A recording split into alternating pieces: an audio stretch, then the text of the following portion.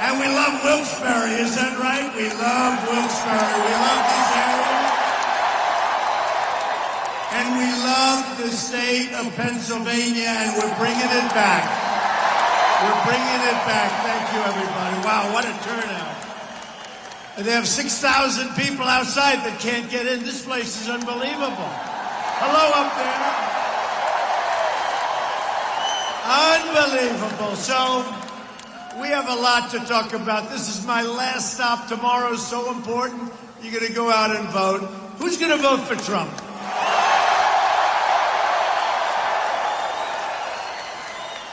We're going to make that the best vote you've ever cast. I promise you. I promise you. Believe me. America first, folks. Make America great again, but America first, okay? Remember that. So just a couple of things, and my son Eric is here. You know Eric, he's great. Good boy. And in this area, he said, Dad, make sure you mention natural gas, that we're 100% behind it, and we are. Natural gas. And coal, we're 100%. We're going to bring things back, and we're going to bring them back like they've never been before. We're going to take our jobs back.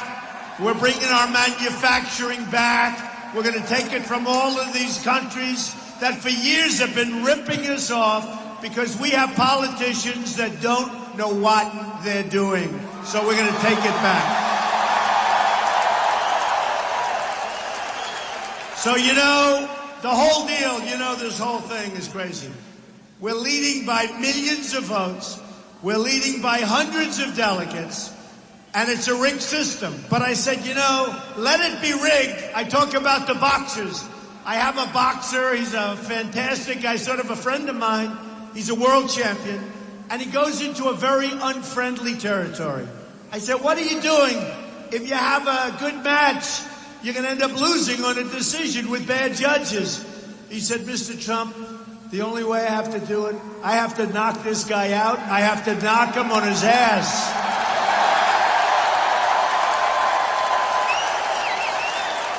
And he did. And he picked up a big paycheck.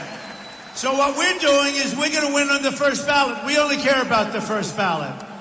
And, you know, it's sort of interesting because if you look at these two guys, one is 1 for 41. You know, I won many, many states. Millions of votes ahead, many states, many delegates. The other one, he's like a total disaster. He goes to New York last week. He doesn't even register. He's so low. He got no delegates. Folks, they ought to both drop out of the race, so we ought to unify the Republican Party.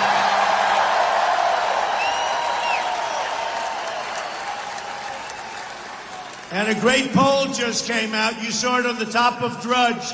A great poll that has me even with Hillary Clinton. That's nothing. I haven't even started with crooked Hillary yet. We haven't even started. Amazing. Amazing. Oh, that crooked Hillary, the same old stuff. Years and years of watching it. It's always the same. But she's not bringing back jobs. She doesn't know the first thing about it. She's going to open up the borders. And I don't know if you saw reports today. More people are pouring across our southern border than practically ever before. It's out of control. It's out of control. We don't know who these people are. We don't know where the hell they come from. And they're pouring across. And the Border Patrol, who are amazing people. Just so you know, last week, the Border Patrol endorsed Donald Trump, 16,500 people. They've never done it before. Never done it before. Amazing. They're amazing people. They're amazing people. And Sheriff Joe endorsed. You know Sheriff Joe from Arizona. So, no, we're going to do a great job. But they're setting records. People are coming across. We don't know where they are. And then you have coming from the migration, thousands and thousands of people. And they're coming here. Nobody even knows where they're going. They put them all over the country. Nobody knows. Are they ISIS? It could be the great Trojan horse. Nobody knows. We'll build a wall. Don't worry about it, man. We'll build a wall. That wall's going to get built.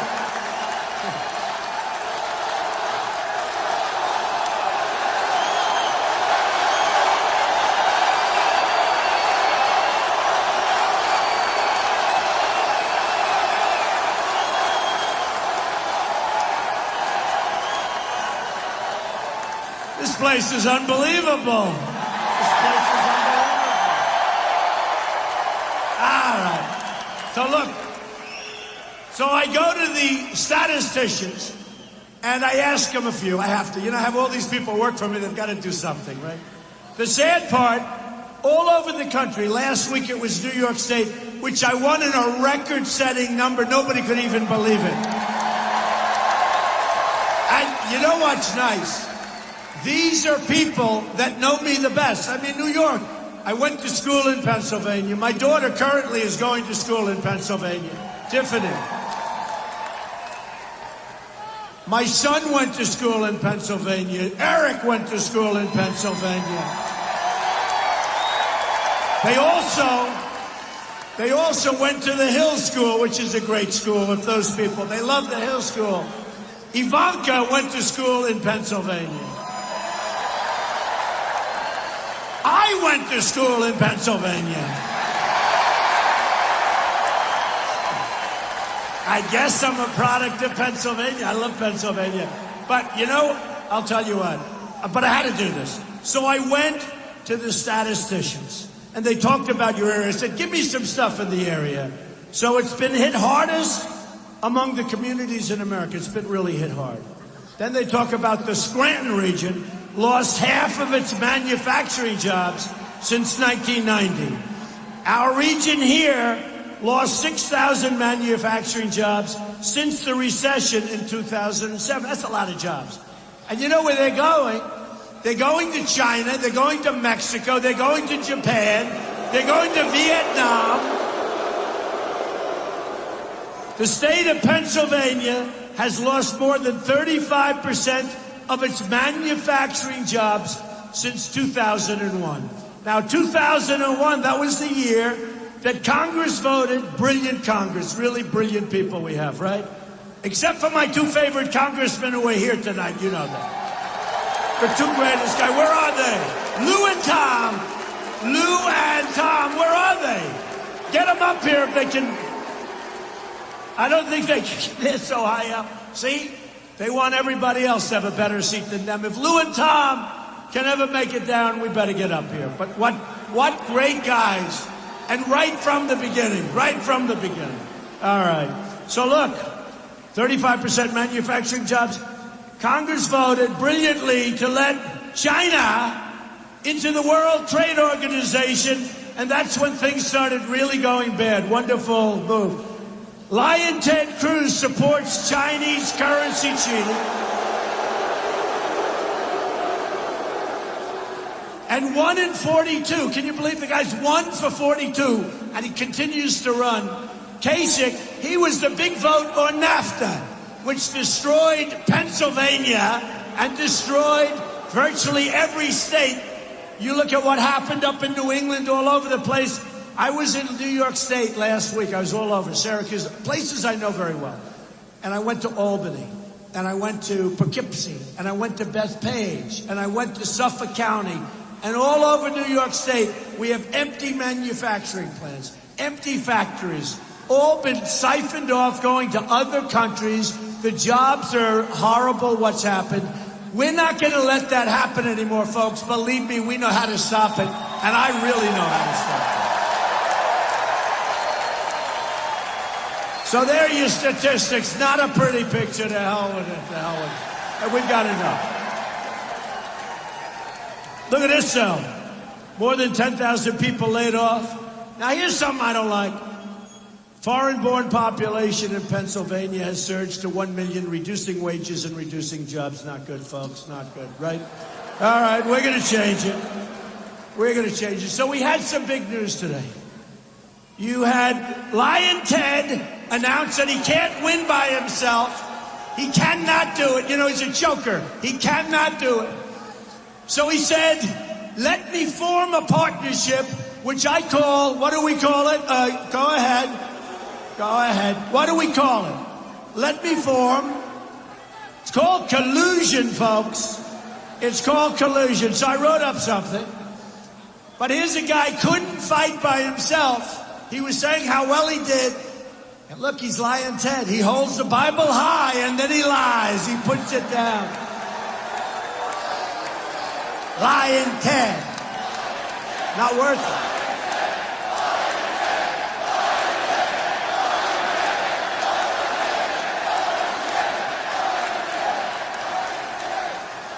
We got Lying Ted, we got Crooked Hillary. There's no way we don't win this whole thing and turn our country around, okay? Lying. So I get a call last night about 11:30, and like you, we work, you know, it's okay. Call me at 11, call me at 12, call me at 1. I'm a worker, you're workers too. And I said, I dictated something over the phone. And I said, isn't it sad that two grown politicians have to collude against one person who's only been a politician for 10 months, which is right. But, you know, I'm like a smart person. I know what to do. These politicians are all bought off with campaign contributions and super PACs and all of this. And some of them are very dumb, to be honest with you. Okay? Some of them don't have a clue. I mean, how can you allow what's happened to our country to go on? You've either got to be grossly incompetent, which many are, or you've got to be under the control of the lobbyists and the special interests, which most of them are. Now, I'm self-funding, so it's a big difference, folks. I don't care. I'm going to do what's right for you. I do what's right for you. So I've been in this deal for 10 months in order to try and stop a person from getting the Republican nomination when we should be bringing everybody together. It's time. And I will tell you, I've been watching these dishonest people, some of the world's most dishonest people, the media. And you know what? They're not going to show this stadium. Right, Tom? They're not going to show the stadium. Show it, Tom. Go ahead, Tom. Show it. They're not going to show it.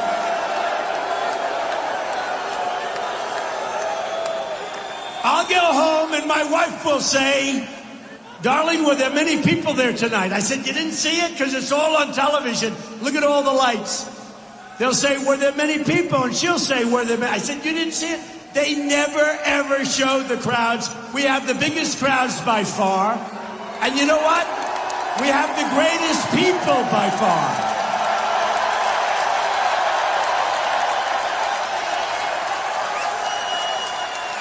So I went on. Senator Cruz has done very poorly, especially with getting votes. He can't get votes. And after his New York performance, which was a total disaster, he was in a free fall. And, you know, he reacts very badly under pressure. He chokes under pressure. Boy, does he choke like a dog. Also, approximately 80%, which is true, might be high, approximately 80% of the Republican Party right now, because I actually think the 20% is high, is against him. And against Kasich, it's even worse. Now, Kasich, he's only got, one state out of 41. So he's 1 for 41. Now, I'll tell you something. I had a dirty poll given to me. Florida and Ohio were being done at the same time, right? And I was winning Florida by a lot, even though I was running against actually a good guy, Marco Rubio. By this time, Bush had dropped out. And, you know, it was set up because when they heard that Trump was running, they changed it. Because let me tell you, we have a rigged system. We have a corrupt system. This whole thing with the delegates is ridiculous. And you have to go out and you have to get your beautiful delegate card and you have to vote for your delegates, the delegates. It's crazy. You know, it'd be nice if you could just go out and vote. We can win this state. I mean, we're way up in the polls. Don't let that fool you. Go out tomorrow and vote. Don't let it fool you. But here's the story.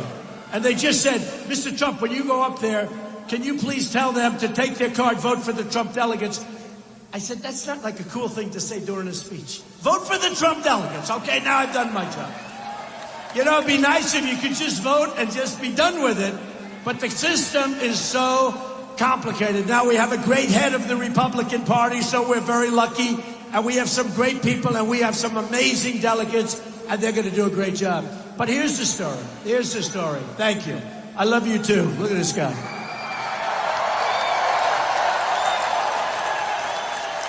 All right. And you know, the Kasich thing is interesting, because here's a guy that just says, I'm going to stay. Like a stubborn, like if you have a child who's a spoiled brat, where they go, I don't care, Daddy. Get out of the room, Daddy. I don't care. This is like a spoiled guy. If you look at it, Ben Carson, who's endorsed me, did much better. I mean, he was tough. And Ben Carson, Dr. Ben Carson, great. He did better. Chris Christie, who endorsed me, did better. Marco Rubio did much better. I mean, you look at Marco Rubio, he has more delegates right now than Kasich has, and he's been in the race for a shorter period of time. It's just a guy that said, I don't care, I'm staying. And then you see him eating in the morning. You ever see? I have never seen. He's stuffing pancakes in his mouth like this. And I'm always telling my boy, take small bites, Barrett, little tiny bites. And yesterday he said, Daddy, who is that guy on television? That's disgusting. Did you ever see? Then they talk about presidential. Oh, I see, he's president. He puts pancakes this big in his mouth and he's shoving them in. This is not a presidential person. Look. But Marco Rubio has more delegates. But you have many. I mean, Jeb Bush could have stayed. A lot of people could have just said, I don't care. They have no path to victory, folks. And I'm going to win on the first ballot. I don't care about what's going on with the second. You know, the press. I don't care. It's a crooked system. So how would you like to have this? Trump wins by 4 or 5 million votes. You see California, I'm at 49%. We're going out to Indiana, and the people of Indiana are smart. And the people of Indiana know that I've been speaking about for 4 months the horrible treatment that Carrier Air Conditioning gave to the people that work for them and to the people of Indianapolis, Indiana, when they said, you're all fired, every one of you are fired, we're moving to Mexico. I've been talking about this long before I realized how important Indiana would be to this process. And the people in Indiana are smart. And I'll tell you what, I have one of the great endorsements of all time coming up in Indiana. I refuse to say it's Bobby Knight, but it's Bobby Knight. Great winner. No, he's a great champion. He's a great champion. That's what I call a great endorsement. Tough, smart, knows how to win. That's what our country needs. That's why he's endorsing me. But that's what our country needs. All right. So others have done much better. Now, collusion. So what they did, they're both losing campaigns. They're failing campaigns. They're no good. They're done. You know, if you add up Cruz's and Kasich's votes, all of the votes, I'm beating them by a lot. If you add up, this is, you know, people are going to be surprised to hear this. If you add up their delegates, again, it's a rigged system, but if you add up the delegates of Cruz and Kasich, I'm beating them by a lot. By a lot. But to show you how corrupt the system is and how dishonest the system is, let's say I go up, you know, the 1,237. Got to get 1,237. So I think we're going to beat it. I think we're going to do it fairly easily. I think we're going to get it. Who knows? But if we don't, how about if we don't? We're going to do it. But how about if we don't? And these guys have been going out and buying dinners and hotels and, you know, all this stuff. And they're buying up all these delegates. So how do you like to have somebody win on the second ballot that has 3 or 4 million votes less than Trump, that has 400 or 500 delegates less than Trump, okay? No, but think of that. So we're going to pick a guy that ended up getting, like, what was it, 10 or 12% in New York, that got no delegates. The other guy, Kasich, got practically nothing in New York. They ran them both out of town. 2 tremendously failed candidates last week. They're going to pick somebody like that, and, give me a break. It's not going to happen. So here. How about picking Kasich? He'll be 1 for 50. Ladies and gentlemen, our new nominee, a man that's been running for over 1 year. Yes, he won one state out of 50, and he happened to be in that state. But he's going to take it. Now, let me tell you, the new poll came out that has me tied with Hillary Clinton, but that's nothing, because I haven't hit her yet. Somebody said from the media, because we're always, and I always say, maybe, I'm a smart person. I could change to presidential so easy. That would be much easier than doing what I'm doing right now, because I could talk nice and calm, and everybody would fall asleep after 10 minutes. Then you'd see him start leaving the upper decks. Look at the corner of the upper decks. Why don't you show that, media? Hey, media, why don't you show it? You dishonest media. The corners of the upper decks. Now, they don't move the cameras. They never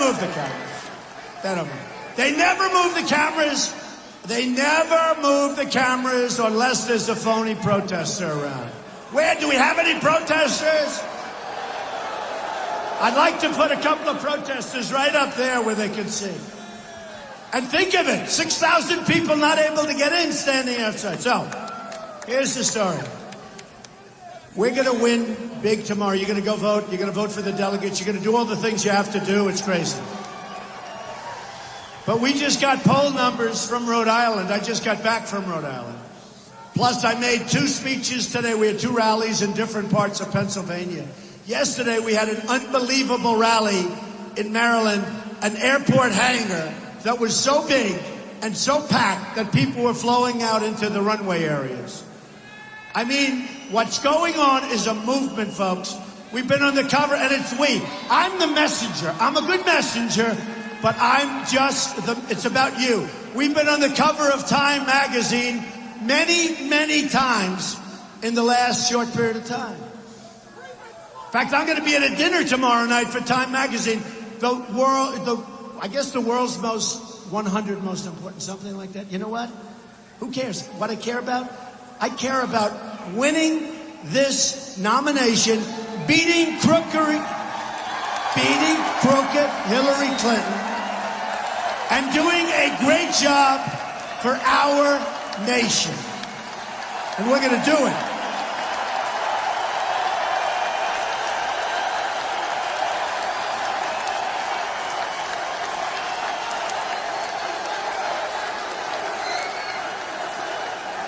We are going to do it.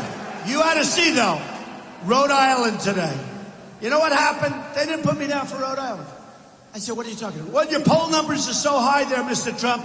You're over 60%. I said, oh, I get it. Because I'm doing so well, I'm not going to take care of the people of Rhode Island. It doesn't work that way. So I had a little slot. We flew up to Rhode Island. We gave them like a 10-hour notice. The place was packed. And these are great people. We flew down to Delaware 2 days ago. Unbelievable people. We went to Maryland a couple of times. Packed, packed, packed. I've been all over Pennsylvania, right? All over. I've been all over. It's been unbelievable. I'll tell you, it's been unbelievable. It's been so great. So I hear we're doing great all over the place. But you know, a little bit about Rhode Island. So Rhode Island, you want to take care of people that are with you. I don't want to hear, you're doing great, therefore you don't have to go there. No, no. If I'm doing great, and if those people like me, that's where we want to go, right? Don't you think? So, we're going to do that. So tomorrow's a big, big day. So here's the story at the end. Because of me, everyone now sees that the Republican primary system is totally rigged and broken. When 2 candidates who have no path to victory, they have no path, they're mathematically out. They ought to quit so we can all get together, we can all unify, and we can all go against crooked Hillary Clinton and beat her. Really, really beat her big league. She'll be a terrible president, I will tell you, if she wins. I mean, even Kasich, what he's been saying about her, she's got bad judgment, he said. And they said, don't say that anymore. Don't say that. That's terrible. He said, she's not qualified. Now, that's a little, I mean, who's not qualified? Everybody's, we're all qualified, right? But then he said, okay, I'll take that back. We didn't forget that. Not qualified. But what she said, what he said was amazing. That she has got bad judgment. And she has got bad judgment. Even on the emails. That's called, it's criminal, but it's really bad judgment, folks. Really bad judgment. And you look at Syria, and you look at Libya, and you look at all of the problems in the Middle East, and you look at what the hell has happened to the world, and then you look at President Obama with one of the worst deals ever made, with one of the worst deals ever made, the Iran deal. We give them $150 billion. We get nothing. We get nothing. Those days are gone. And by the way, we should have had our prisoners back before we started negotiating, folks. You don't negotiate like that. So we have two candidates running. They have no path to victory. One approved NAFTA and was really a very final vote, which has destroyed us.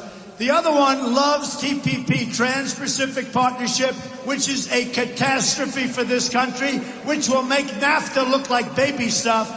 We can't let it get approved.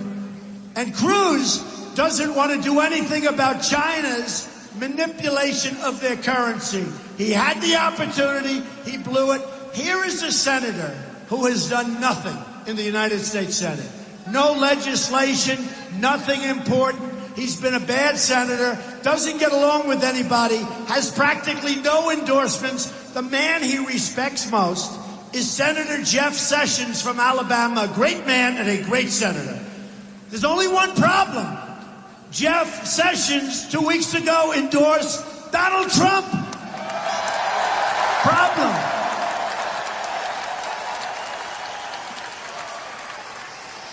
So we're going to unify the party. So let's go.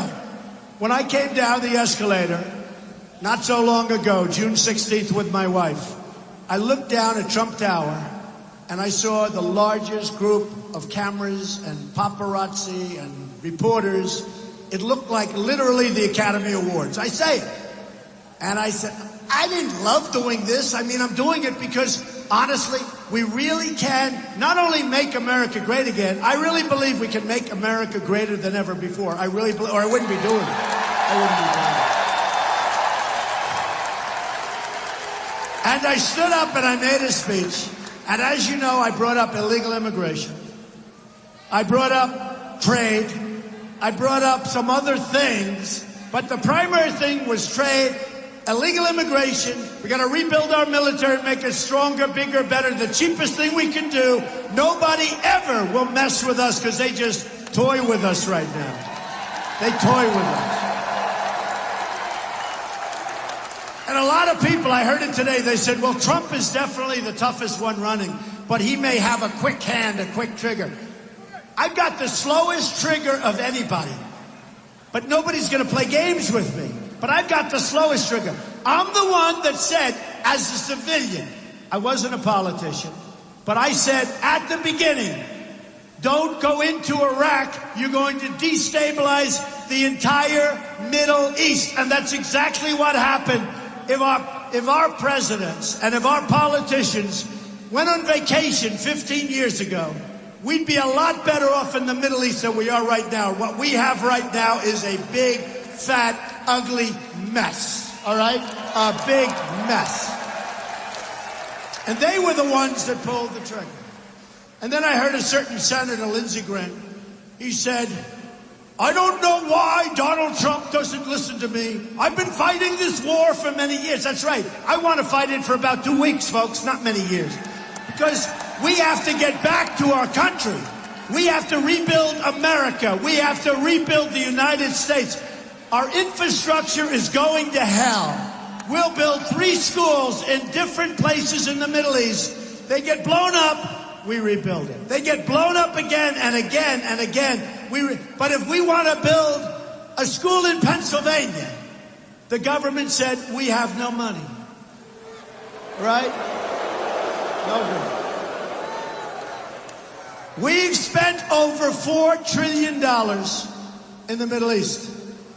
We are in worse shape now than we were 15 years ago. And then when Obama got out, instead of doing it in a certain way and leaving some troops behind and protecting a little bit of whatever, if you call it one, let's not even call it one, he took everybody out and he announced the date that he was leaving. And now you have a mess. And in comes ISIS. They take the oil. And I've been saying for years, keep the oil, keep the oil. Don't let them have the oil. I didn't want to go in the first place. But I said, if you're going to go out, take the oil. Because if you don't take the oil, Iran is going to get the oil. And ISIS is going to get the oil. So who has the oil? Iran and ISIS and Iraq, which, by the way, for years and years would fight with Iran, but they were the same military strength, right? So they'd fight for 3-4 years, boom, boom, they go home and rest. Then they'd fight for 3-4 years, boom, boom. Then Saddam Hussein would hit somebody with gas, people would be complaining. Then the others would hit gas, people. They moved 10 feet, 10 feet. What did we do? We went in and destroyed the military capability of one of the two nations. And now Iran is taking over Iraq.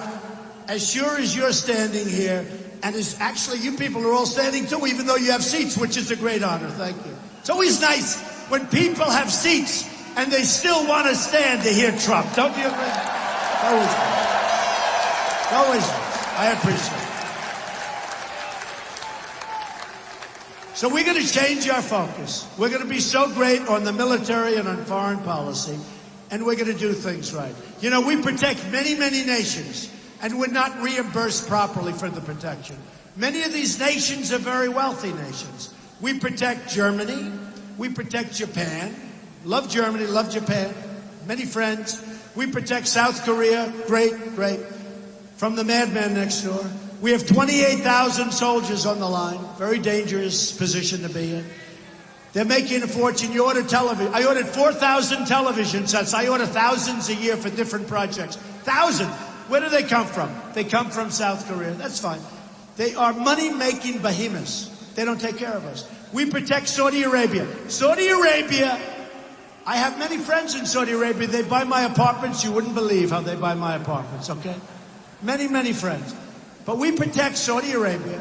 Before the oil went down, they were making $1 billion a day. If we didn't protect them, they wouldn't be there for 2 weeks. But we protect them. We don't know what we're doing. And then we have a president that flies to Saudi Arabia last week, and he gets off the plane, and there's nobody to greet him. And the same thing happened in Cuba. He goes to Cuba, and instead of having one of the Castros or both of them greeting him at the plane, there's no high official waiting to greet the President of the United States coming out of Air Force One.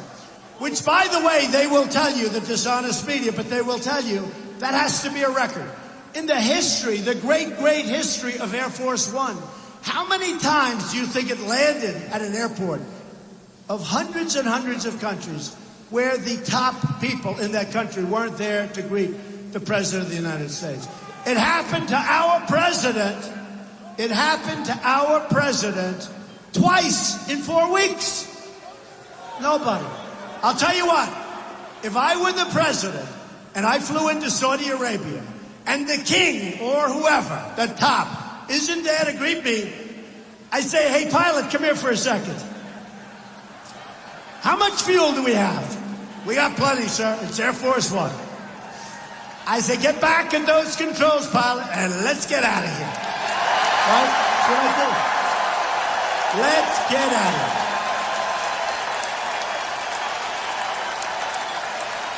I would be out of there so fast. If they show the President of the United States. Thank you. Thank you.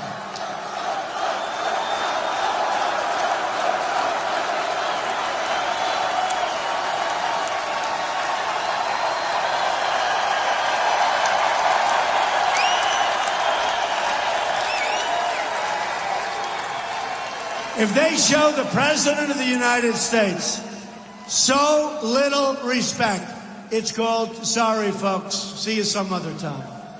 I mean, I remember a case not so long ago, everybody forgot it, the Olympics. Remember when the President flew to Europe to make a pitch? Now, this is the President of the United States. He made a pitch for the Olympics to come to the United States. And I think that's great. I like it. But if you're the President, you don't go over there, make a pitch, and then not win, right? Too big a position. If you're the President, you got to know the answer before you go over. So you call them, say, listen, I'm the President, and I'm going to go there. But between us, are we going to win? And they'll tell you. They'll say, no, sir, you're going to come in fourth. I say, thank you very much, I appreciate it, but I'm not going to go, right? They don't do that. We're dealing with babies here, folks. We're dealing with babies. So we have the President of the United States go over to make a pitch for the Olympics, and he gets rejected. We didn't come in first or second or third. I think we came in like fourth. Who does that? Who does that? Are we dealing with babies? When you're the President of the United States, and you want to get the Olympics to come to this country, and you go over there, and you don't know the answer beforehand, you're incompetent. You're incompetent. Totally incompetent. So here's the story. Tomorrow's a big day, and we're going to do great things. And as I said, I'm self-funding my campaign. And you know the nice part of the major candidates, I put in far less than any other candidate, and we're winning in a landslide by every single category.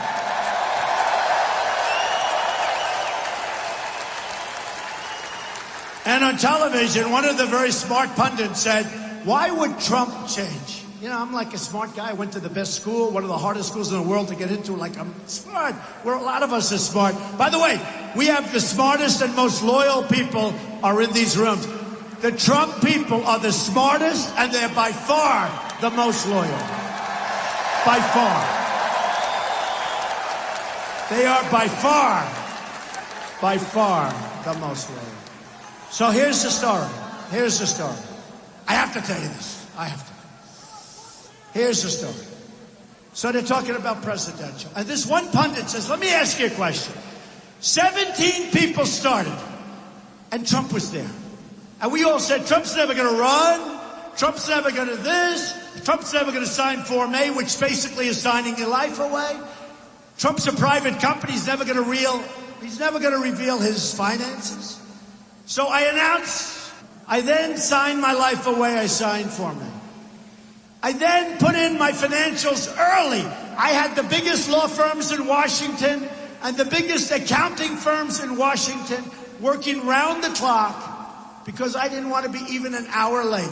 And I could have had 45-day extensions all over the place. But I wanted to show my financials because I built a great company. I built a company, some of the greatest assets in the world. I built a company with a tremendous cash flow with very little debt. And I put it in. Federal elections, I put it in almost 100 pages. The biggest report ever put into federal elections. I started off with $1 million. You know, you hear all these crazy numbers, believe me. Started off with $1 million. My company's now worth more than $10 billion.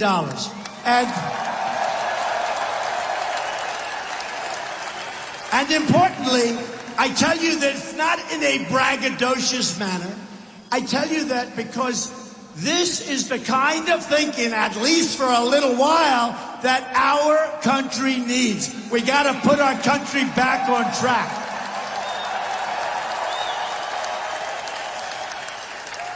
If we're protecting the 28 countries of NATO, and if they're delinquent and they're not paying us because they have no respect for us, and if NATO is obsolete and has to be rejiggered, and if we have to do something about terror, which NATO doesn't really cover, it was many years ago, you're talking about 68 or so years ago, we got to change things. And when somebody at one of the networks asked me, what do you think of NATO?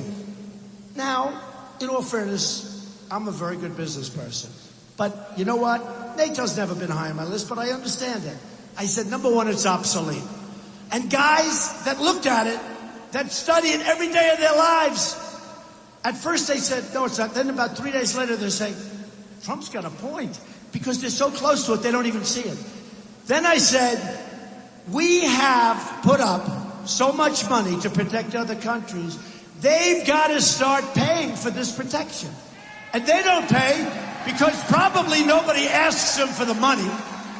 And they don't pay because, honestly, they think we're stupid. So we're protecting these countries that aren't paying their fair share. They're not carrying their own baggage. And one of the early things I do is I say, folks, and many of these countries are very wealthy. I say, folks, you got to pay us. They'll say, okay. I say, no.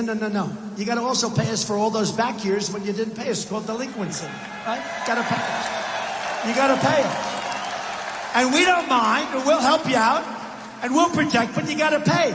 We are no longer the stupid country. We're now the genius, brilliant country. Okay? So you got to pay us. And you know the funny thing? I'll get along better with these countries than we do right now, and they'll be paying up because they're going to respect the United States again. They don't respect us, okay? Now, a couple of things. Then we're going to go home, then we're going to get a good night's rest, and then tomorrow you're going to vote and get all your friends, okay?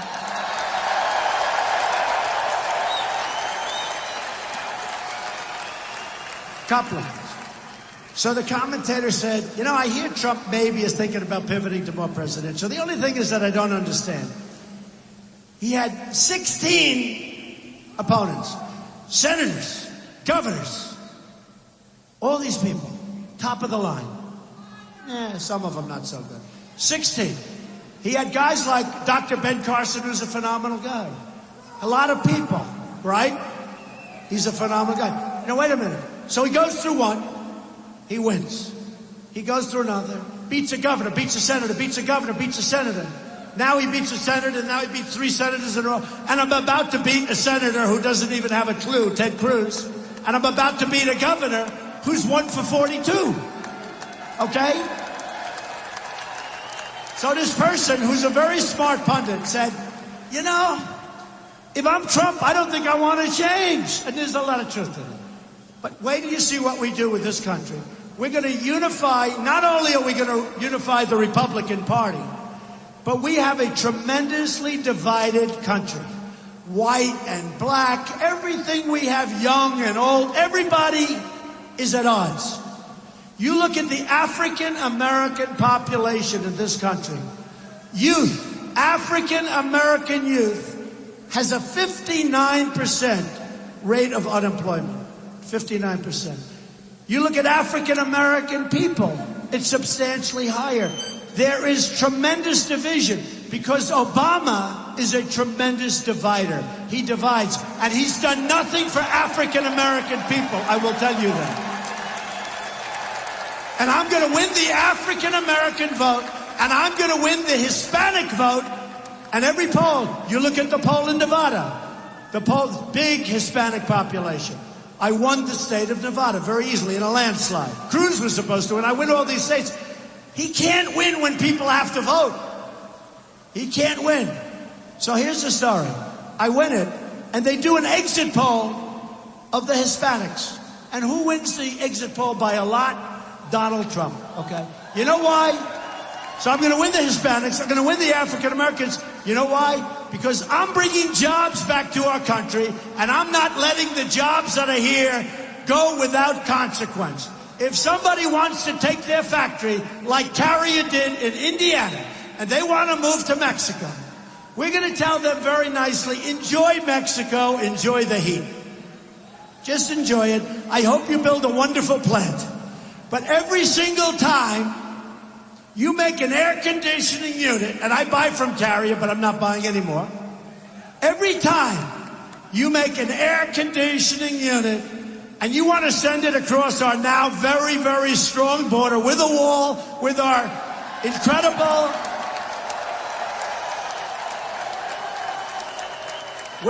incredible border patrol watching and allowed to watch.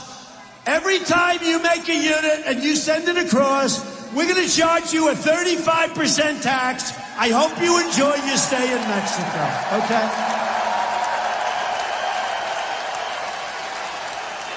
And I'll tell you what's going to happen. They're not moving, folks. They're not moving. They're not moving. I believe in free trade, but you can only have free trade when you have smart, cunning, streetwise leadership. We don't have that. We have incompetent leadership, and therefore we have to play tough and we have to play smart. With China, we have a $500 billion trade deficit. It's crazy. And you know what? If any of you do business with China, you're going to find it's almost impossible to get your product in. And if you do get your product in, they charge you a tariff or a tax. With them, they send the stuff over. No good. Not going to happen. I want Apple products to be made in the United States, and you watch it's going to happen. You watch. Now, I have a tax plan that cuts taxes more than anybody else's plan. Simplifies and cuts. Simplifies and cuts. But remember this, but forgetting even about that. We can do such, for 5 years and even for 7 years, these all talk, no action politicians in Washington have been working so hard to try and devise a plan to keep the countries in our country, where they take the companies and they keep them. Corporate inversion. They don't even know what the word is. It's corporate inversion. Trillions of dollars outside. Companies want to bring it back in. We can't even get an agreement, and everybody agrees, Republicans and Democrats. Here's what we're going to do, folks. We're going to make it very hard on people that want to leave our country and they want to fire all our people. There are going to be consequences. And if you look at some of the plans the government has, they make, maybe we can give them low-interest loans. Not going to do it. Maybe we could do. Let me tell you what does it. Good old-fashioned tax. A good old-fashioned tax. The consequences, you're going to fire your people from Indiana.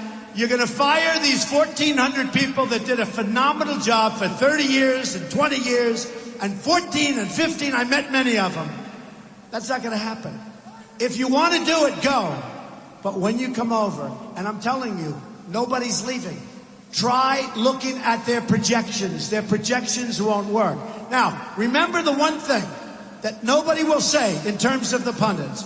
When they say, the product will cost more, in some cases it'll cost more. But I say, please say the second part. They never write it. We'll also have a lot more jobs, okay? We're going to have a lot more jobs. And that's the key. That's the key. We're going to have jobs. We're going to have jobs making products for ourselves. We're going to have jobs making products that we export to other countries. And you know what? We're going to get along great with China. We're going to get along great. But we're not going to have a $505 billion deficit anymore. And when China wants to build a massive military fortress in the South China Sea, which they're not supposed to be doing, they're going to respect us if it's me. Because we have tremendous power, and it's called economic power. But we have people that don't know how to use it. We will be beloved by some of these countries. You look at Japan, millions of cars come in, and we send them practically nothing, and they want practically nothing. They don't want our product. So it's all going to change, folks. So here's the story. You're going to remember this evening. We had a good time. I had no idea your arena was so beautiful, but that's okay. In a packed arena with thousands of people trying to get in, we had a great time. But more importantly, tomorrow, you're going to have a phenomenal time. And you're going to represent the great state of Pennsylvania, which I love, and I know very well. I know very well. And you're going to say, when you look back in 5 years, and 15 years, and 25 years, and hopefully in 50 years from now, you're going to say, that was the single greatest vote I ever cast for President Donald Trump.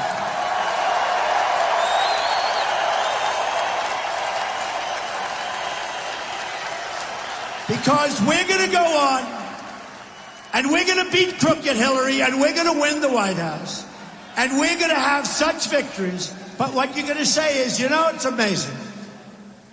When Donald Trump, when President Trump, and by the way, you're going to have such love and respect for your president, but I don't care. I don't care. What I really care, you're going to have great new respect for your country again. Great, great respect. And great respect. And you're going to say, when President Trump took over, our country started winning again. We won with our military, we knocked the hell out of ISIS, and then we go back and we want to take care of our country. But we won with our military. We've rebuilt it. We've made it so strong. We've made it so good. By the way, maybe the cheapest investment we can make, folks, maybe the cheapest investment we can make. We're going to take care of our great veterans who have been absolutely forgotten about. We're going to win with education. We're getting rid of Common Core, and we're bringing education back locally.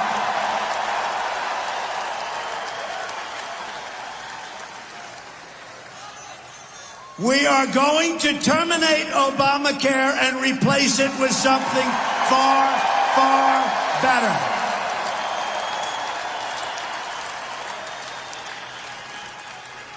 We are going to protect our Second Amendment, which is under siege.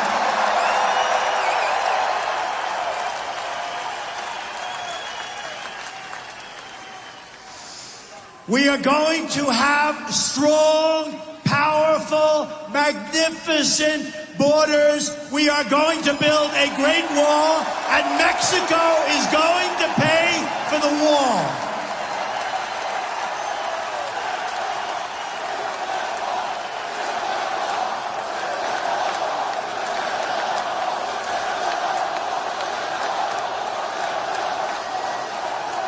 And we're going to make great trade deals, not with political hacks that get the job because they give campaign contributions.